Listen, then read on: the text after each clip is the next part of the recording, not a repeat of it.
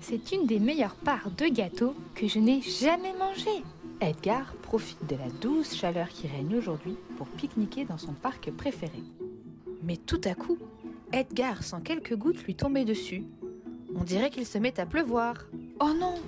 Ce beau temps n'aura pas duré longtemps.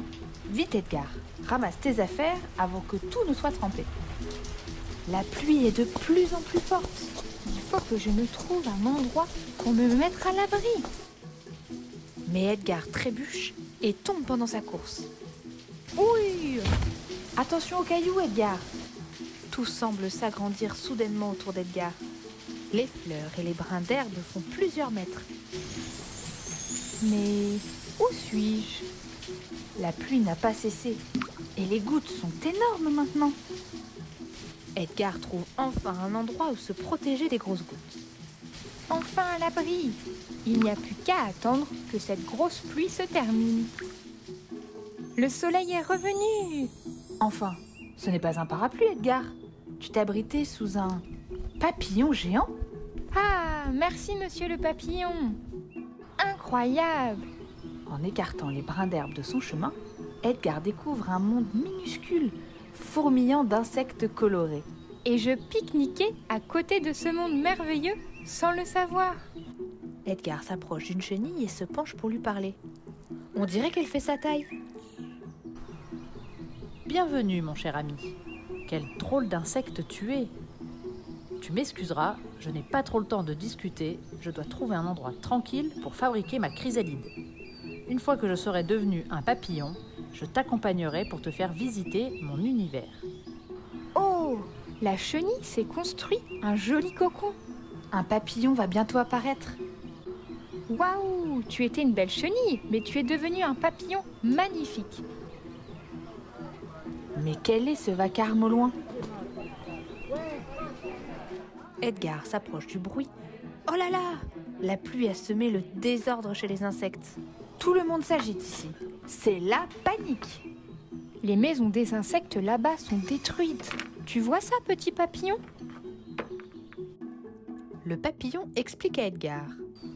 C'est toujours la même histoire ici.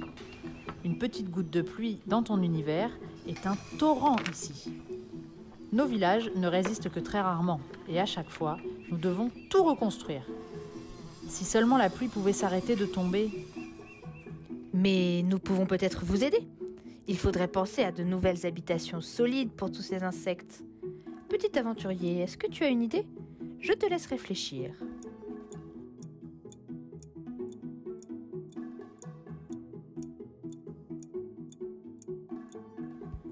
Je suis sûre que tu as eu plein de belles idées. Edgar, lui, sort de sa valise magique un petit hôtel pour les insectes. Il y a de la place pour tout le monde. Tu as raison, Edgar. Et regarde, tout le monde est déjà prêt à s'installer. Allons jeter un œil à l'intérieur de la trouvaille d'Edgar. Edgar pose le pied sur quelque chose de visqueux et collant, tout jaune. Oh, mais c'est quoi ce truc? Ça colle aux pieds. Edgar, moins de bruit. Les bébés abeilles sont en pleine sieste, on dirait. Tu vas les réveiller.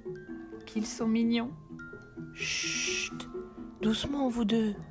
Ce sont des futures ouvrières et ouvriers qui dorment. Mais merci à vous pour ce grand hôtel.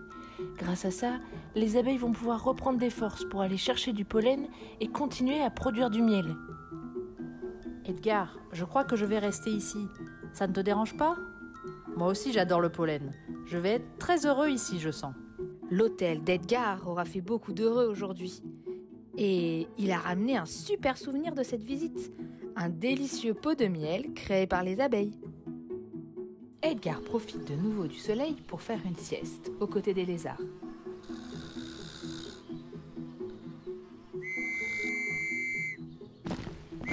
Mais il est soudainement réveillé par des bruits provenant du village. Il y a du monde par ici. Regarde, petit aventurier, ces drôles de coccinelles qui font la circulation. Mais non, Edgar, ce ne sont pas des coccinelles enfin, ce sont des gendarmes. Une, deux, laissez passer! Ne restons pas là dans le passage. Ces fourmis ont l'air pressées. J'aimerais bien savoir où elles vont comme ça, si nous suivions le groupe. Edgar sort de sa valise magique un petit serre-tête avec des antennes de fourmis. J'ai toujours ce qu'il faut dans ma valise, peu importe les circonstances. Mais oui, bonne idée Edgar, tu vas te fondre dans la masse avec ça. Une vraie fourmi. Edgar suit les fourmis avec son nouveau déguisement.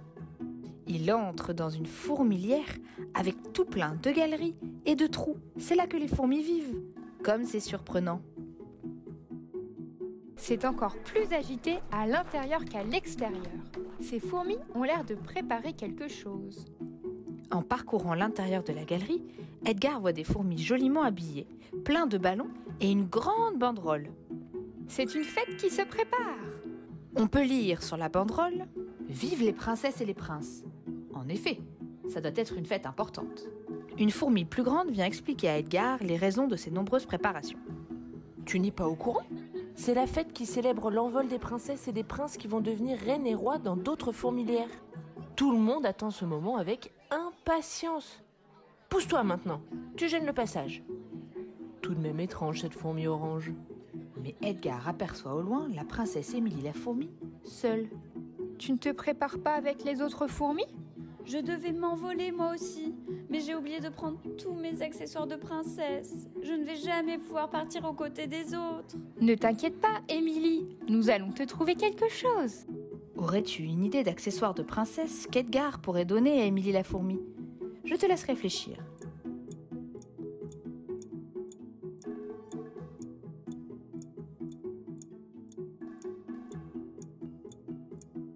Je suis sûre que tu as eu plein de belles idées.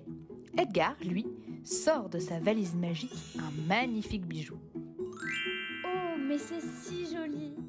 C'est trop précieux pour que je le porte comme ça. Edgar, mettons-le à l'abri dans cette belle valisette. Émilie la fourmi range le cadeau d'Edgar dans une jolie valisette colorée. Tu as raison, Émilie. Dans ce petit coffre, il sera protégé et tu pourras voler sans risquer de l'abîmer. Il faut bien l'attacher. Oui, Edgar. Tu sais que nous pouvons voler jusqu'à 4 km/h. Par rapport à notre taille, c'est comme si vous pouviez courir à 800 km/h. Quelle rapidité! C'est le moment que tout le monde attendait. Les fourmis sont prêtes à s'envoler vers de nouvelles aventures. Oh, les fourmis sont vraiment secouées durant leur vol. J'ai une idée. Et si moi aussi je trouvais un moyen de m'envoler avec elles, je pourrais aller toucher les nuages. Edgar parvient à voler en s'asseyant sur la fleur d'un pissenlit. Youpi! Moi aussi je vole comme les fourmis! Mais Edgar entend un crac en s'appuyant un peu trop sur la fleur. On dirait que le renardeau est trop lourd. Oh oh! Attention Edgar, tu vas tomber! Ouf, tu es juste tombé dans l'eau. Aïe! Finalement, ce n'était pas une si bonne idée. Chacun a son rôle dans la vie. Décidément, je suis plus fait pour voyager et faire rêver les enfants que pour voler. C'est tout de même incroyable, tout ce monde qu'il y a juste sous nos pieds. Pas vrai, petit aventurier ? Retrouve mes histoires créatives sur mon site www.dipongo.co. À bientôt!